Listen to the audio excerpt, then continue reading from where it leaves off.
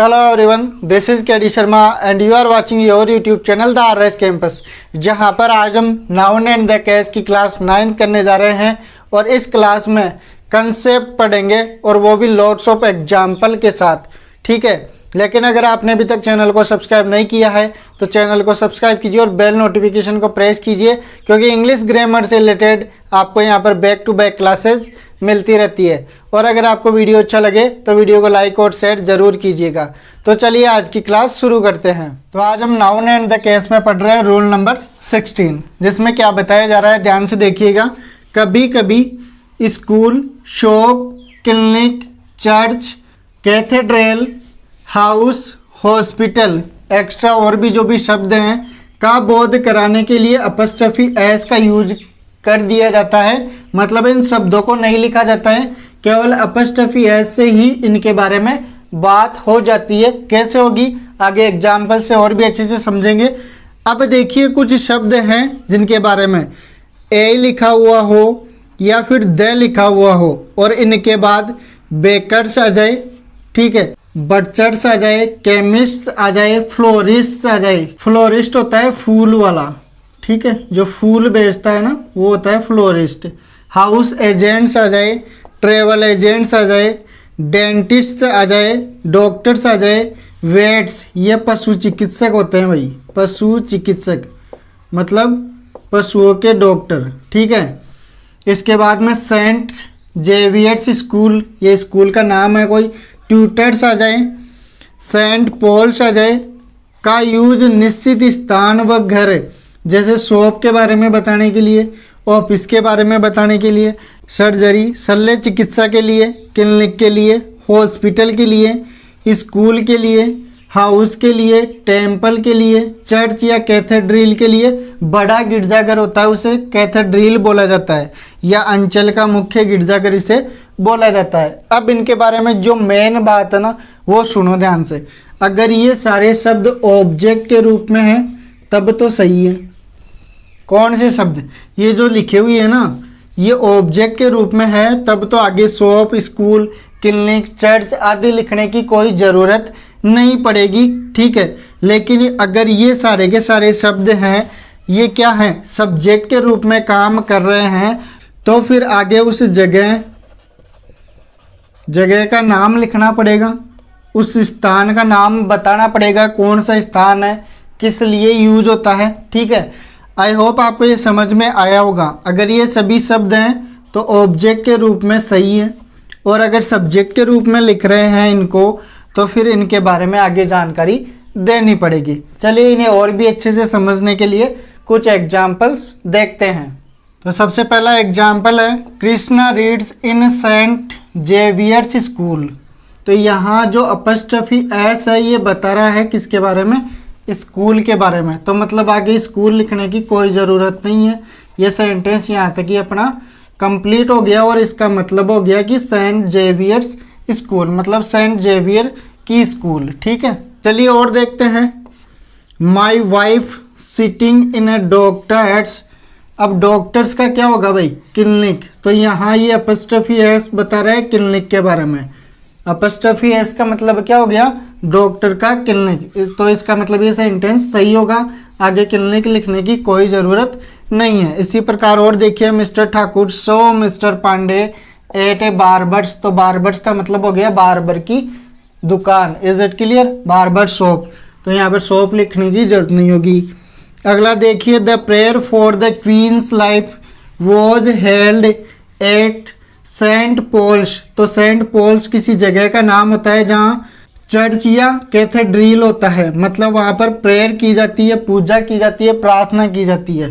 तो यहाँ पर आगे चर्च या कैथेड्रल लिखने की कोई जरूरत नहीं है, यहाँ तक अपना सेंटेंस बिल्कुल करेक्ट हो जाएगा। अगला देखिए you can buy it at the chemist.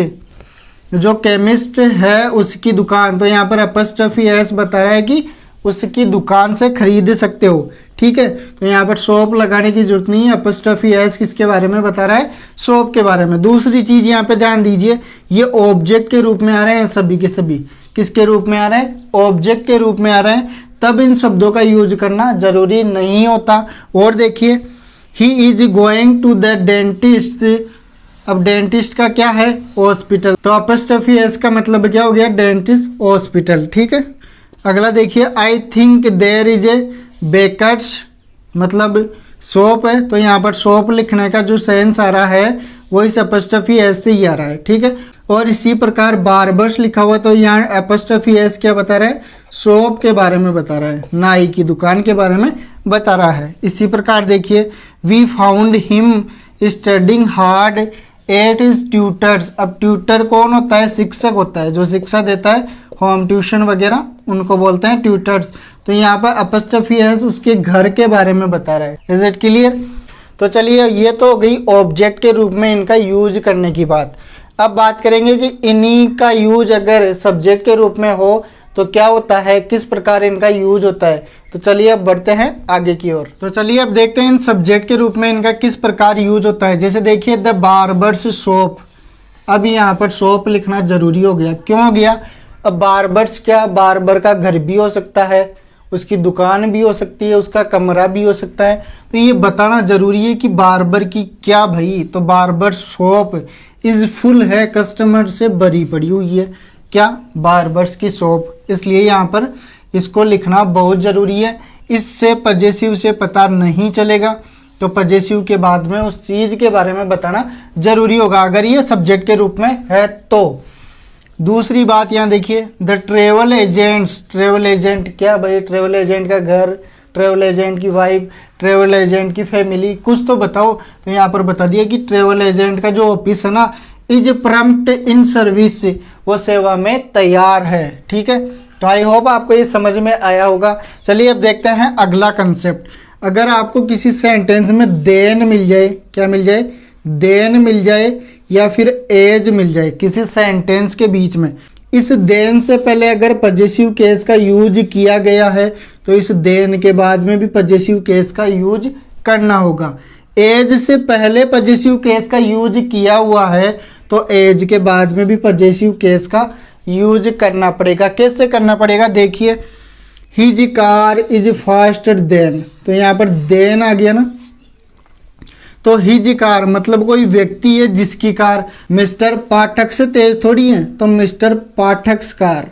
तो यहाँ पर पजेसिव का यूज करेंगे। इधर पजेसिव के रूप में हिज लिखा हुआ है तो इधर अपॉस्ट्रोफी एस लगाकर बताएंगे कि उसकी कार तेज है, किससे? मिस्टर पाठक की कार से। इस अपॉस्ट्रोफी एस का मतलब क्या हो गया? मिस्टर पाठक कार बता रहा है। Is it clear? इसी प्रकार Varsha is lover is more handsome. Varsha का लवर है, बहुत ज़्यादा हैंडसम है, देन परी। तो क्या परी से है क्या? कि सर परी से नहीं, परी का जो बॉयफ्रेंड है या लवर है उससे ज़्यादा। तो अपॉस्ट्रोफी एस का मतलब क्या हो जाएगा? यहाँ पर बॉयफ्रेंड किसका? परी का। Is it clear? I hope आपको ये कंसेप्ट समझ में आ रहा होगा।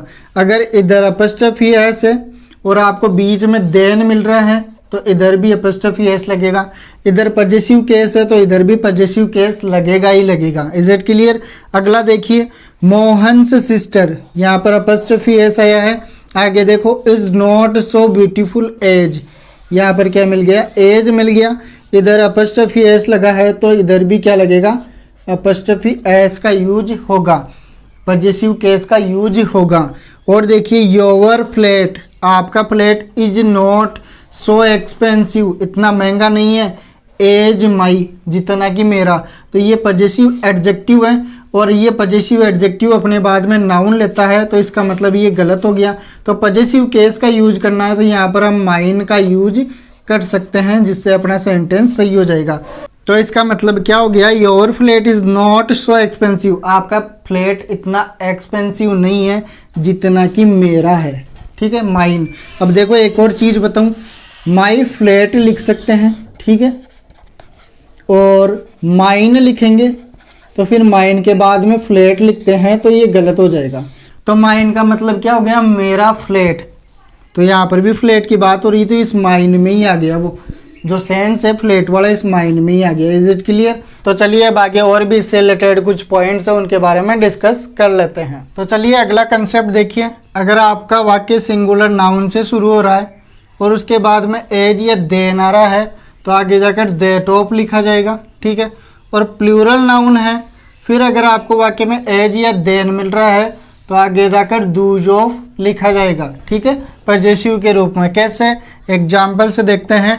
The climate of Patna is better then, ये देन मिल गया तो यहाँ पर दैट ऑफ का यूज करेंगे, ठीक है, गया से। तो मतलब ये पटना हो गया, इन दोनों के बीच में तुलना हो रही है और इधर क्या है, सिंगुलर नाउन का यूज हो रहा है तो यहाँ पर दैट ऑफ का यूज करेंगे, ठीक है। अगला देखिए, the board of this class is better then that of that, ठीक है। तो यहाँ पर दैट ऑफ क्यों यूज हुआ, ये दैट तो बोर्ड के लिए आ गया कि वो बोर्ड, दिस क्लास, तो ये दैट ऑफ का यूज यहाँ पर हो रहा है, ठीक है। अगला देखिए, द क्लाइमेट ऑफ गया, तो ये वही सिंगुलर नाउन है तो आगे जाकर is not so good as मिल गया तो आगे जाकर दैट ऑफ लगाएंगे। फिर पटना, इन दोनों के बीच में तुलना हो रही है। अब देखिए प्लूरल नाउन, द स्टूडेंट्स क्या है, प्लूरल नाउन है ऑफ दिस क्लास, इस क्लास के student are not so laborious as, तो यहाँ पर एज मिल गया तो इसका मतलब आगे जाकर क्या आएगा, डूज ऑफ। डूज ऑफ क्यों आया, क्योंकि यहाँ द स्टूडेंट्स क्या है, प्लूरल नाउन है तो यहाँ पर डूज ऑफ अपना सही होगा। और दैट किसके लिए है, दिस क्लास के लिए, कि उस क्लास से इस क्लास के विद्यार्थी इतने लेबरियस नहीं है, ऐसा कुछ बताया जा रहा है, ठीक है। अगला देखिए, द बॉयज, ये क्या है, प्लूरल नाउन है ऑफ दिस क्लास, तो इस दिस क्लास के लिए तो क्या आ गया, दैट का यूज हो गया, जिससे बताया जा रहा है कि क्लास की बात हो रही है, दूसरी क्लास की तुलना की जा रही है। लेकिन यहाँ द बॉयज प्लूरल नाउन आया है और इधर देन आ गया तो देन के बाद में क्या लिखेंगे, those of. Is it clear. अगला देखिए, द गर्ल्स, प्लूरल नाउन मिल गया, अच्छा, of Mumbai are so good as, यहाँ पर एज मिल गया तो इसके बाद में क्या लिखेंगे, those of Jaipur. Is it clear. I hope आपको ये चीज़ समझ में आई होगी। आगे कुछ और भी पॉइंट हैं इसी से रिलेटेड, उनको और देख लेते हैं और समझते हैं। अब अगले जो अपने पॉइंट है इनको आपको सेंस के आधार पर देखना पड़ेगा। कैसे, देखिए, जैसे लिखा हुआ है Mohan's brother is taller than Rishi, मतलब मोहन का जो भाई है वो लंबा है किससे, ऋषि से, तो इसका मतलब ये सेंस के अकॉर्डिंग सही है, ऐसा पॉसिबल हो सकता है। दूसरा देखिए, Mohan's brother is taller than Rishi's, तो मोहन का भाई लंबा है किससे, ऋषि के भाई से, तो इसका मतलब इसका सेंस भी सही है। तो मतलब सेंस के अकॉर्डिंग दोनों सेंटेंस अपने क्या है, सही हैं। लेकिन अब देखिए तीसरा point, Rahul's car is better then Gunnu, तो जो राहुल की कार है वो गुन्नू से अच्छी है, तो इसका मतलब ये गलत हो गया। यहाँ पे क्या होना चाहिए, Rahul's car is better than Gunnu's, Rahul की जो कार है वो बहुत अच्छी है गुन्नू की कार से, तो यहाँ अपस्ट्रफी एस किसके बारे में बता रहा है, कार के बारे में, तो ये अपना सही हो जाएगा।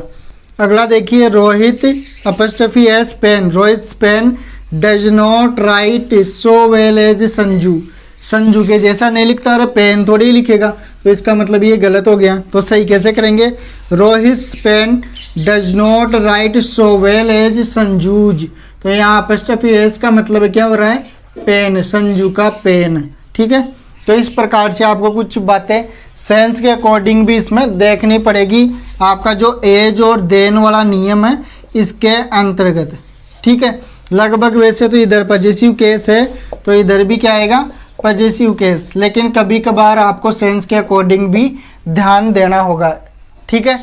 तो इस प्रकार से अपनी क्लास कंप्लीट होती है। फिर मिलेंगे अगले वीडियो के साथ कुछ नया लेकर, तब तक के लिए टेक केयर, बाय बाय।